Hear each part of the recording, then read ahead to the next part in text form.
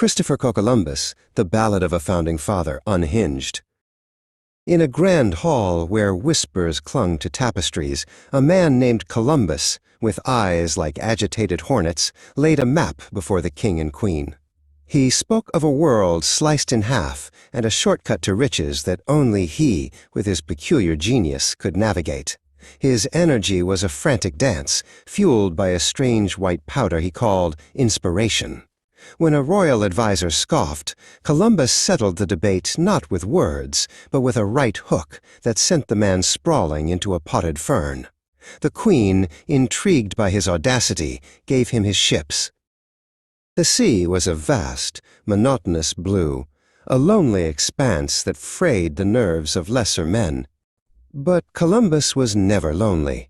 He had the wind, the waves, and the little pouch of powder that made the sun brighter and the stars hum. He'd stand at the prow for hours, sniffing the dust from his fist, his mind a whirlwind of glorious battles and mountains of gold waiting just over the horizon. He was the captain, and his fuel was the fine, white sand of his own ambition. Weeks turned to months, and the crew's hope curdled into a mutinous stew. A giant of a man, the ship's boatswain, finally confronted Columbus, his voice a low growl of discontent. "There is no land," the giant rumbled, "only your madness." Columbus just smiled, a thin, sharp grin. He cracked his knuckles and tossed his pouch to the cabin boy. "Madness," he agreed, "is a matter of perspective. And from my perspective, you're in my way." The fight was short and brutal. The giant had strength, but Columbus had the frenzied, unpredictable energy of a cornered alley cat. He moved in a blur of fists and feet, ending the mutiny with a final, decisive blow. As the boatswain slumped to the deck, Columbus stood over him, chest-heaving, a crazed light in his eyes. He had proven his point. The only thing more dangerous than the unknown sea was the man who dared to sail it. Just as a new mutiny began to simmer, a lookout's cry shattered the tension. "Land!" It was a smear of impossible green on the horizon. Columbus, in a haze of celebratory powder, was the first ashore. He stumbled through the surf, a tattered flag in one hand and his little bag of white powder in the other, claiming the beach not for his queen, but for the sheer, bloody-minded joy of being right. He had found it. Or, at least, he had found something. The people of this new land were gentle and curious, with gold rings in their noses. Columbus saw the gold and nothing else. He offered them tiny brass bells, and when they shook their heads, confused by the lopsided trade, Columbus's patience, already worn thin by his habit, snapped. He grabbed for a nose ring, and the first international incident of the New World began with a scuffle in the sand. Columbus ordered the building of a settlement which he named La Navidad in a fit of irony.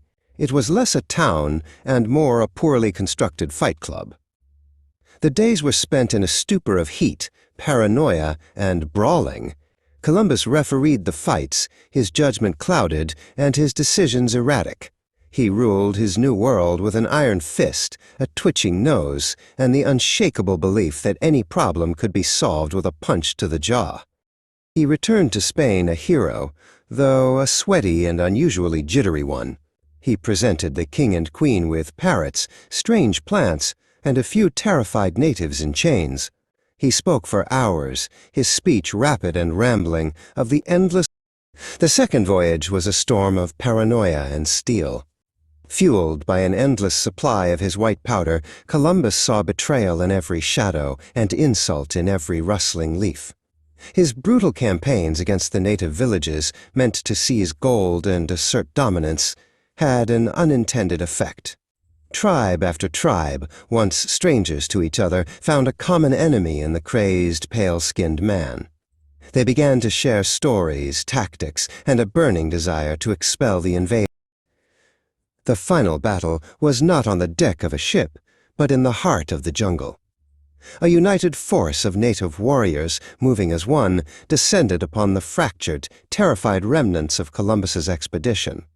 Columbus, in a final, powder-fueled frenzy, fought like a cornered animal but was ultimately overwhelmed.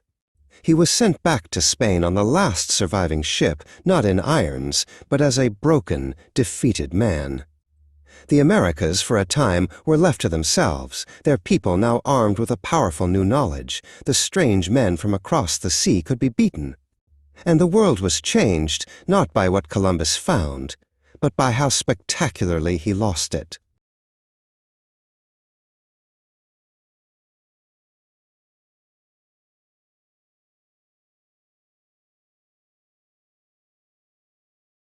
Hit the like button, and please subscribe by hitting the button below.